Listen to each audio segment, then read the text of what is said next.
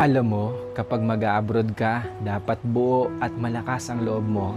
Dahil kung hindi rin lang buo at malakas ang loob mo, huwag mo nang ipagpatuloy pa. Kapag nang ibang bansa ka, dapat kaya mong lahat dahil marami kang kalaban doon sa pupuntahan mo. Nariyan ang lungkot dahil mapapalayo ka sa pamilya mo.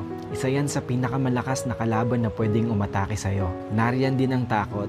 Takot at pagkabalisa kung maayos ba ang lugar na mapupuntahan mo. Maaari ka ring panghinaan ng loob dahil tanging sarili mo lang ang tutulong sa'yo sa oras ng pangangailangan mo. Pwede ka ding madepress dahil sa sobrang daming problema na darating sa'yo at lalo na hindi mo pa kasama ang pamilya mo sa tabi mo. Pagkawalan ng pag-asa na makakamit mo pa ba ang pangarap mo dahil kulang pa ang panggastos mo kaysa sa sinasahod mo. At marami pang iba. Ilan lang yan sa maaari mong maranasan kapag nang ibang bansa ka. Pero dapat kapag nag-abroad ka, kaya mong magtiis at magsakripisyo para sa pangarap mo. Kaya mong